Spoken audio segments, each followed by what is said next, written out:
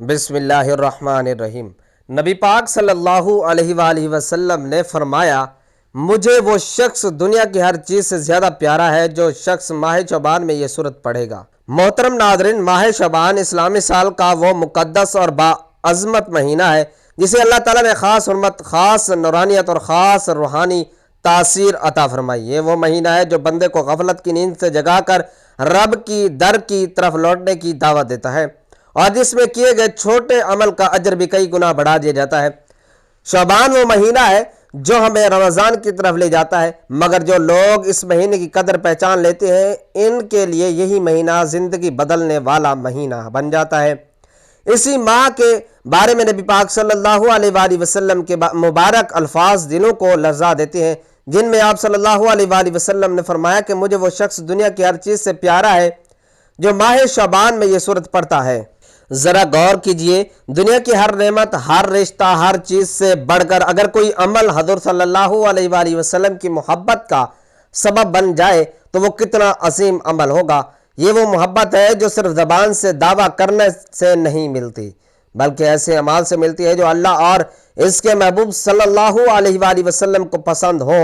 اس بابرکت سورت کی تلاوت محض چند آیات پڑھ لینا نہیں، بلکہ دلوں کی اصلاح، گناہوں کی معافی، پریشانیوں کے خاتمے اور رب کی خاص مدد کو دعوت دینے کا ذریعہ بن جاتی ہے۔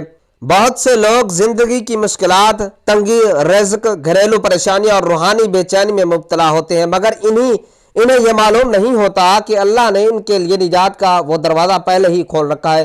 ماہ شعبان میں اس سورت کی تلاوت ایسے ہی بند دروازے کھول دیتی ہے جو دل پر جمی سیاہی کو دھو دیتی ہے اور انسان کو نبی کریم صلی اللہ علیہ وآلہ وسلم کی خاص محبت کے حصار میں لے آتی ہے۔ آج کی اس ویڈیو میں ہم اس عظیم فرمان مصطفیٰ صلی اللہ علیہ وآلہ وسلم کی اس بابرکت سورت کے روحانی اسرار، اس کے فضائل اور ان خوش نصیب لوگوں کا ذکر کریں گے جنہوں نے اس عمل کو اپنایا اور اپنی زندگیوں میں ایسے معجزاتی اثرات دیکھے جن کا وہ خود بھی تصور نہیں کر سکتے۔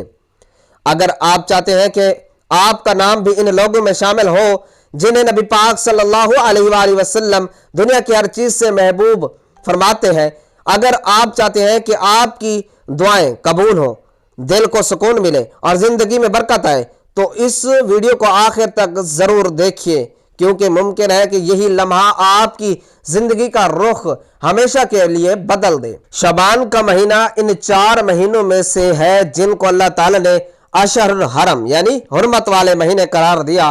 سورۃ توبہ میں اللہ تعالیٰ کا ارشاد ہے، حقیقت یہ ہے کہ اللہ تعالیٰ کے نزدیک مہینوں کی تعداد 12 ہے، جو اللہ کی کتاب یعنی لوح محفوظ کے مطابق اس دن سے نافذ چلی آتی ہے جس دن اللہ نے آسمانوں اور زمین کو پیدا کیا۔ ان 12 مہینوں میں سے 4 حرمت والے مہینے، اس کی تفصیل حضرت ابوبکر رضی اللہ تعالیٰ عنہ کی روایت میں اس طرح آئی ہے کہ جناب رسول صلی اللہ علیہ وآلہ وسلم نے فرمایا کہ بے شک زمانہ پھر اپنی پہلی اسی حیت پر آئے گا جس پر اللہ تعالیٰ نے آسمان و زمین کو پیدا کیا تھا۔ سال 12 مہینے کا ہوتا ہے، ان میں 4 حرمت والے مہینے ہوتے ہیں، 3 تو لگاتار یعنی ذی-القعدہ، ذی الحج، محرم اور چوتھا رجب مضر جو جمادی الاخر اور شعبان کے درمیان میں پڑتا ہے۔ ان مہینوں کو حرمت والا مہینہ 2 معنی کے اعتبار سے کہا گیا ہے، ایک اس لیے کہ ان میں قتل و قتال حرام ہے، دوسرا اس لیے کہ یہ مہینہ متبر اور واجب الاحترام ہے، ان میں عبادت کا ثواب زیادہ ملتا ہے۔ البتہ ان میں سے پہلا حکم تو شریعت اسلام میں منسوخ ہو گیا، جبکہ دوسرا حکم ادب و احترام اور عبادت گزاری کے متعلق اب بھی باقی ہے۔ ماہ شعبان اور بقیہ اشہر الحرم میں نفلی روزے رکھنا باعث فضیلت ہے۔ مجیبیہ باہلیہ اپنے والد یا چچا سے روایت کرتے ہیں کہ وہ رسول اللہ صلی اللہ علیہ وآلہ وسلم کی خدمت میں حاضر ہوئے، پھر چلے گئے اور 1 سال بعد دوبارہ آئے۔ اس مدت میں ان کی حالت وحیت بدل گئی تھی، کہنے لگے، اللہ کے رسول کیا آپ مجھے پہچانتے تھے؟ آپ صلی اللہ علیہ وآلہ وسلم نے پوچھا، کون ہو؟ جواب دیا، میں باہلی ہوں جو کہ پہلے سال بھی حاضر ہوا تھا۔ آپ صلی اللہ علیہ وآلہ وسلم نے کہا، تمہیں کیا ہو گیا ہے؟ تمہاری تو اچھی خاصی حالت تھی۔ جواب دیا، جب سے آپ صلی اللہ علیہ وآلہ وسلم کے پاس سے گیا ہوں رات کے علاوہ کھانا نہیں کھایا، یعنی دن میں روزہ رکھا۔ آپ صلی اللہ علیہ وآلہ وسلم نے فرمایا، اپنے آپ کو تم نے عذاب میں کیوں مبتلا کیا؟ پھر فرمایا، صبر کے مہینہ रमज़ान के रोज़े रखो और हर महीने में एक रोज़ा रखो। इन्होंने कहा और ज़्यादा कीजिए क्योंकि मेरे अंदर ताकत है। आप सल्लल्लाहु अलैहि वसल्लम ने फरमाया 2 दिन रोज़ा रखो। उन्होंने कहा इससे ज़्यादा की मेरे अंदर ताकत है। आप सल्लल्लाहु अलैहि वसल्लम ने फरमाया 3 दिन के रोज़े रख लो। उन्होंने कहा और ज़्यादा कीजिए। आप सल्लल्लाहु अलैहि वसल्लम ने फरमाया हुर्मत वाले महीनों में रोज़े रखो और बाकी छोड़ दो। हुर्मत वाले महीनों में रोज़ा रखो, बाकी छोड़ दो। हुर्मत वाले महीनों में रोज़ा रखो और बाकी छोड़ दो। आप सल्लल्लाहु अलैहि वसल्लम ने अपनी 3 उंगलियों से इशारा किया, पहले बंद किया फिर छोड़ दिया। माह शबान और बाकी हुर्मत वाले महीने में नेक अमाल करना दूसरे महीने की बनिस्बत ज़्यादा अफजल है और इन महीनों में ज़ुल्म व गुनाह करना दूसरे महीनों की बनिस्बत ज़्यादा सख्त गुनाह है। मुफ्ती शफी साहिब रहमहुल्लाह ने मुआरिफ अल कुरान में लिखा है, इन बाबरकत महीनों में जो शख्स इबादत करता है इसको दूसरे महीनों में भी इबादत की तौफीक हो जाती है, और जो शख्स इन महीनों में गुनाहों से बचने की कोशिश करेगा तो इसके लिए साल के बाकी महीने भी गुनाहों से बचना आसान हो जाता है। इसलिए इन महीनों में इबादत करने और गुनाहों के बचने के अनवार और बरक़ात से फ़ायदा उठाने की सही और कोशिश करनी चाहिए। हज़रत ख्वाजा मोइनुद्दीन चिश्ती अजमेरी रहमतुल्लाह अलैह फरमाते हैं कि एक दफ़ा मैं हज करने गया, वहाँ मिना, अरफात और मुज़दलिफ़ा में मैंने एक शख्स को देखा जो बुलंद आवाज़ के साथ बार बार पुकार रहा था, लब्बैक लब्बैक लब्बैक, और गैब से आवाज़ आती थी, ला लब्बैक ला लब्बैक ला लब्बैक। सरकार मोइनुद्दीन चिश्ती अजमेरी रहमतुल्लाह अलैह फरमाते हैं कि ये सारा माजरा देखकर मैंने इस शख्स को बाजू से पकड़ा और फिर मजमे से बाहर ले आया और पूछा, ओ बेईमान, तुझे पता है कि जब तू पुकारता है तो मैं, ऐ मेरे अल्लाह, मैं हाजिर हूं, तो गैब, आलम गैब से मुखातिब की आवाज़ आती है कि नहीं, तू हाजिर नहीं है। तो वो बोला, हाँ मोइनुद्दीन, मैं जानता हूँ और ये सिलसिला पिछले 24 सालों से जारी है। ये मेरा 24वां हज है और बड़ा बेनियाज है। मैं हर साल यही उम्मीद लेकर हज पर आता हूँ कि शायद इस दफ़ा मेरा हज कबूल हो जाए, लेकिन हर साल नाकाम लौट जाता हूँ। सरकार मोइनुद्दीन रहमतुल्लाह अलैह फरमाते हैं कि मैंने इसे कहा कि हर बार नाकामी और नामुरादी के बावजूद तो फिर क्यों आता है, तो इसकी आंखों में आंसू आ गए और वो रिंधी आवाज़ में गिड़गिड़ाते हुए बोला, ए मोइनुद्दीन, तू बता, मैं यहाँ ना आऊँ तो किधर जाऊँ? इसके सिवा मेरा कौन है? कौन मेरी बातें सुनने वाला है? कौन मेरे गुनाह माफ करने वाला? कौन मेरी मदद करने वाला है? मैं किस दर पर जाकर गिड़गिड़ाऊं? कौन मेरी दाद रस्सी करेगा? कौन मेरा खाली दामन भरेगा? कौन मुझे बीमारी में शिफा देगा? कौन मेरे गुनाहों की पर्दादारी करेगा? मोइनुद्दीन रहमतुल्लाह, मुझे बता, अगर कोई दूसरा रब है तो बता, मैं इसके पास चला जाता हूँ। मुझे बता मोइनुद्दीन, इसके अलावा अगर कोई दर है तो मैं वहां चला जाऊं। रोता और गिड़गिड़ाता हूं। सरकार मोइनुद्दीन फरमाते हैं कि इसकी बातें सुनकर मेरी आंखों से आंसू जारी हो गए, जिस्म पर लर्जा तारी हो गया और मैंने अपने लरसते हाथ बारगाह खुदाबंदी में दुआ के लिए उठाया और कपकपाते हुए होंठों से अभी सिर्फ अल्लाह को पुकारना शुरू ही किया था कि गैब से आवाज़ आई, ए मोइनुद्दीन, ये हमारा और इसका मामला है, तू पीछे हट जा। तो तुम नहीं जानते कि मुझे इसका इस तरह गिड़गिड़ाना, लब्बैक लब्बैक लब्बैक कहना कितना पसंद है। अगर मैं इसके लब्बैक के जवाब में आज ही लब्बैक कह दूं और इसे ये यकीन हो जाए कि इसका हज कबूल हो गया तो वो आइंदा हज करने नहीं आएगा, और ये समझता है कि इसका हज कबूल नहीं हो रहा, तो इसे बताओ कि पिछले 23 साल से जितने भी लोगों के हज कबूल हुए वो सब इसकी लब्बैक लब्बैक लब्बैक की बदौलत ही कबूल हुए। सुभान अल्लाह। हजरत अवैस करनी रज़ी अल्लाह तआला अन्हु की अपनी माँ से मोहब्बत का एक यादगार वाक़या। हजरत अवैस करनी रज़ी अल्लाह तआला अन्हु नबी करीम सल्लल्लाहु अलैहि वसल्लम की ज़ियारत नहीं कर सके, लेकिन दिल में हसरत बहुत थी कि हजूर सल्लल्लाहु अलैहि वसल्लम का दीदार कर लूँ। बूढ़ी माँ थी और इनकी खिदमत आपकी हजूर सल्लल्लाहु अलैहि वसल्लम के दीदार से रुके हुए थी। इधर हजूर अकरम सल्लल्लाहु अलैहि वसल्लम यमन की तरफ रुख करके कहा करते थे कि मुझे यमन से अपने दोस्त की खुशबू आ रही है।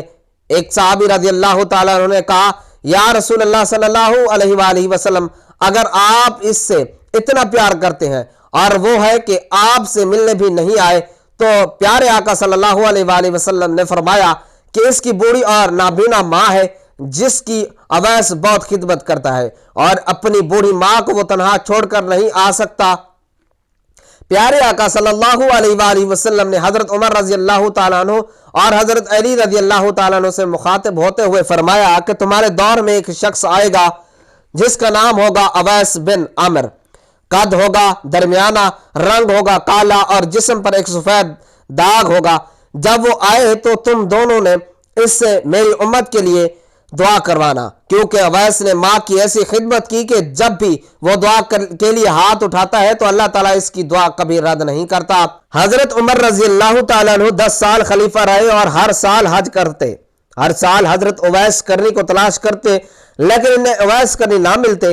ایک دفعہ حضرت عمر رضی اللہ تعالیٰ عنہ نے سارے حاجیوں کو میدان عرفات میں اکٹھا کر لیا اور کہا کہ تمام حاجی کھڑے ہو جائیں، پھر کہا کہ سب بیٹھ جاؤ، پھر یمن والے کھڑے ہو تو سب بیٹھ گئے اور پھر یمن والے کھڑے رہے، پھر کہا کہ یمن والے سارے بیٹھ جاؤ، پھر قبیلہ مراد کھڑے رہے، پھر کہا مراد والے بیٹھ جاؤ، پھر کرن والے کھڑے رہو، تو صرف ایک آدمی بچا اور حضرت عمر رضی اللہ تعالیٰ نے کہا کہ تم کرنی ہو؟ تو اس شخص نے کہا ہاں میں کرنی ہوں۔ تو حضرت عمر فاروق رضی اللہ تعالیٰ نے کہا کہ تم اویس کرنی کو جانتے ہو؟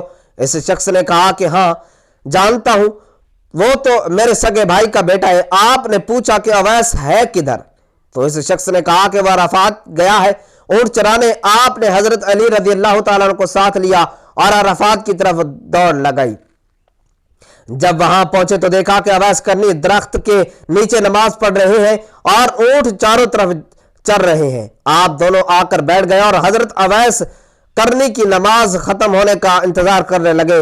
جب حضرت اویس کرنی رضی اللہ تعالیٰ نے سلام پھیرا تو حضرت عمر فاروق رضی اللہ تعالیٰ عنہ نے پوچھا کون ہو بھائی؟ تو حضرت اویس کرنی نے کہا میں اللہ کا بندہ۔ تو حضرت عمر فاروق رضی اللہ تعالیٰ عنہ نے کہا کہ سارے ہی اللہ کے بندے ہیں، لیکن تمہارا نام کیا ہے؟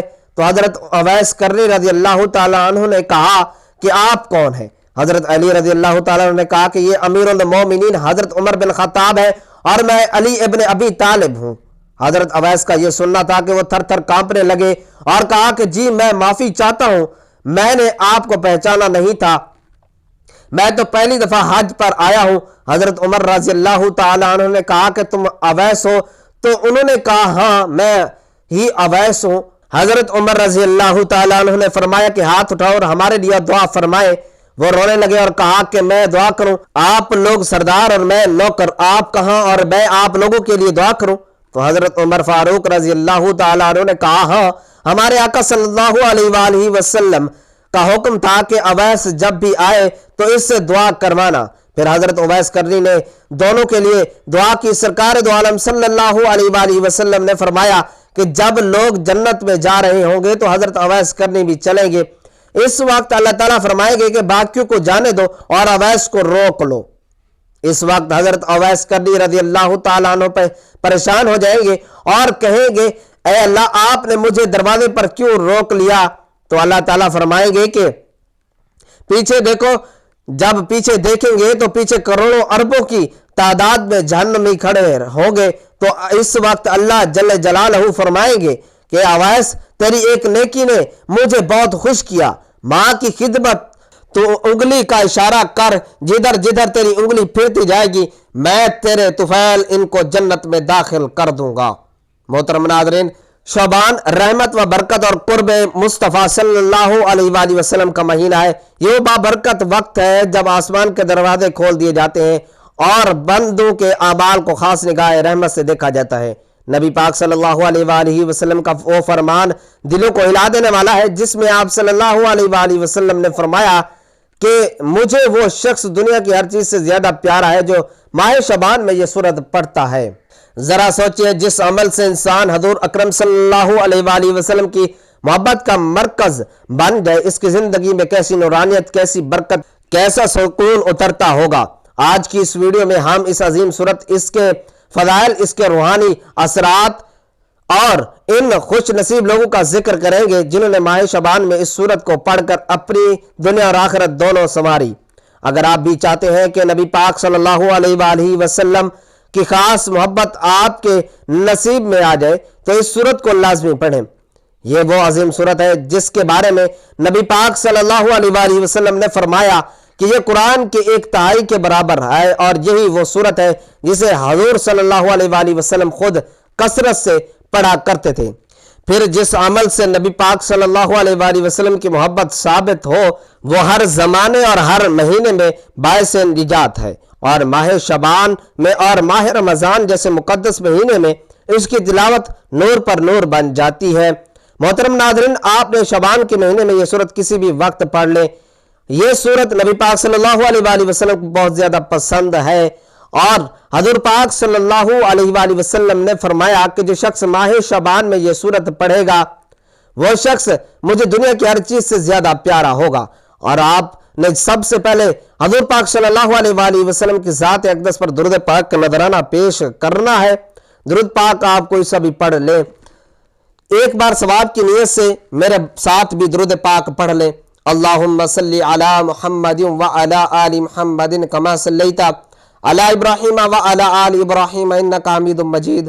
اللہم بارک علی محمد وعلی آل محمد کما بارکت علی ابراہیم وعلی آل ابراہیم انکا حمید مجید۔ درود پاک پڑھنے کے بعد آپ نے سورۃ الاخلاص کی تلاوت کرنی ہے۔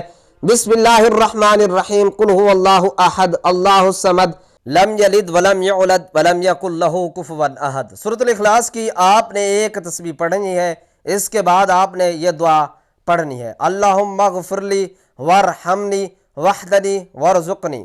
41 مرتبہ یہ دعا پڑھنے کے بعد آپ نے ایک تسبیح اللہ کے 2 مبارک ناموں کی پڑھنی ہے، یا رحمانو یا رحیمو یا رحمانو یا رحیمو۔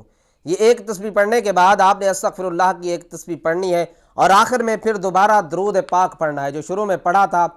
شعبان کے مہینے میں آپ یہ وظیفہ پڑھیں گے تو آپ حضور پاک صلی اللہ علیہ وآلہ وسلم کے پسندیدہ بندوں میں شامل ہو جائیں گے۔ اس عمل کو آپ ماہ شعبان میں روزانہ پڑھنے کا معمول بنا لیں، انشاءاللہ اللہ تعالیٰ کی خاص رحمت اور برکتیں آپ پر نازل ہوں گی۔ ماہ شعبان محض ایک اسلامی مہینہ نہیں بلکہ اللہ کی خصوصی رحمت و نبی پاک صلی اللہ علیہ وآلہ وسلم کی خاص توجہ اور روحانی بلندیوں کا دروازہ ہے۔ نبی پاک صلی اللہ علیہ وآلہ وسلم کی طرف منسوب یہ بات ہمارے سامنے آتی ہے کہ مجھے وہ شخص دنیا کی ہر چیز سے زیادہ پیارا ہے۔ جو ماہ شعبان میں یہ سورت پڑھے تو دل خود بخود جھک جاتا ہے، آنکھیں نم ہو جاتی ہیں، روح اللہ کی طرف لپکنے لگتی ہے۔ یہ الفاظ ہمیں دعوت دیتے ہیں کہ ہم دنیا کی فانی مصروفیات سے نکل کر قرآن کے دامن سے جڑ جائیں، خاص طور پر ان مبارک دنوں میں جو ہر نیکی کا اجر کئی گنا بڑھا دیا جاتا ہے۔ اگر ہم اخلاص، نیت، ادب اور یقین کے ساتھ اس سورت کی تلاوت کو اپنا معمول بنا لیں تو بعید نہیں کہ اللہ ہمیں اپنے محبوب صلی اللہ علیہ وآلہ وسلم کے اس خاص محبت میں شامل فرما لے۔ یہی ماہ شعبان کا پیغام ہے، یہی اس سورت کی روح ہے، اور یہی ہماری نجات کا، کامیابی اور قرب الہی کا راستہ ہے۔ اللہ ہمیں عمل کی توفیق عطا فرمائے، آمین۔ ہماری اللہ تعالیٰ سے دعا ہے کہ اللہ تعالیٰ ہم سب کو نیک اعمال کرنے کی توفیق عطا فرمائے، اور اللہ تعالیٰ نیکی کی بات کو سننے، سمجھنے اور اس پر عمل کرنے کی طاقت اور توفیق مرحمت فرمائے۔ میرا سنانا اور آپ کا سننا اپنی پاک بارگاہ الہی میں قبول و منظور فرمائے۔ جو مانگا مقدر فرمائے، جو نہیں مانگ سکے بن مانگے عطا فرمائے، آمین ثم آمین۔ ناظرین، آپ سے گزارش ہے کہ اپنے رزق میں برکت و وسعت اور کشادگی کے لیے اللہ تبارک و تعالیٰ کے 99 ناموں میں سے کوئی ایک نام لکھ کر کمنٹ سیکشن میں ضرور شیئر کریں۔ اللہ تعالیٰ ہم سب کا حامی و ناصر ہو، آمین۔ جزاک اللہ۔